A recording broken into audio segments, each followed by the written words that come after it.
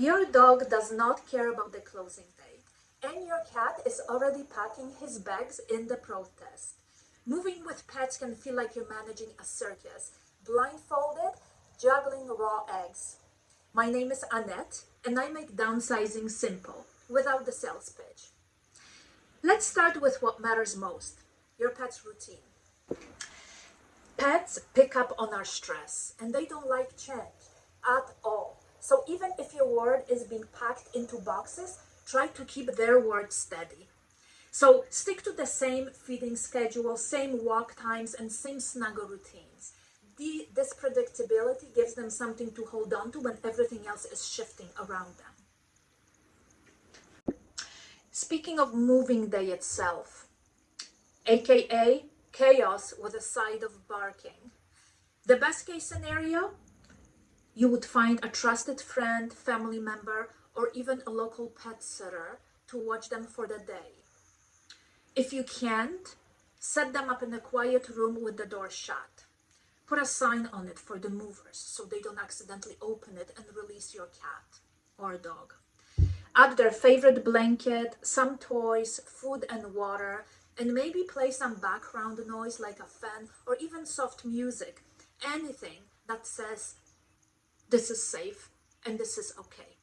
Keep in mind, you need to start early, so don't start it the day of the moving. Start a couple weeks before, so play the same music you've been playing for the past couple weeks. Put the same blanket on the floor in that room that they have been lying on when they're cuddling with you on the sofa or in their own bed. You don't want them slipping out the door or being traumatized by the sound of furniture being dragged across the floors.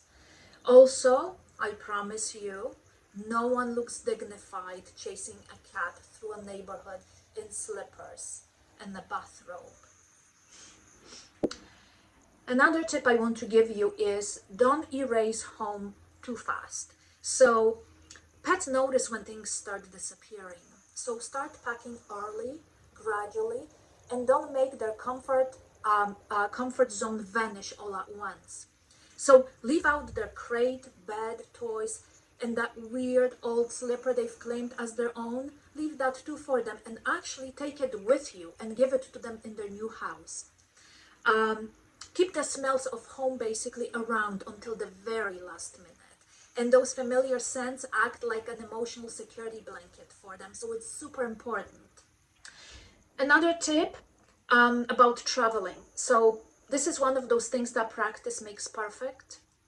If you're moving long distance, start with short car trips. Get them used to it. Start again few weeks prior to packing them and keeping them in the car for a number of hours. Let them get used to being in the vehicle, in their crate or harness. Give treats, reassurance, and keep things calm. Never, ever put a loose cat in the car and think, oh, he'll be fine. It will not. I've seen it. Think basically horror movie meets Olympic gymnastics. It can go pretty crazy fast when you're driving on 401.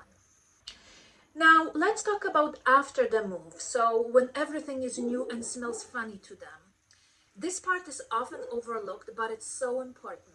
So start by setting up one room as their safe zone. So put familiar bedding, toys, the litter box, water and food, all in one quiet place where they can adjust at their own pace. Then slowly introduce them to other areas of the home over a few days. Now, when you put them in that one room that is their safe zone, don't just lock them there and keep them there alone. Most likely, they'll be more traumatized and scared if they're alone and nobody's there with them. So spend some time with them.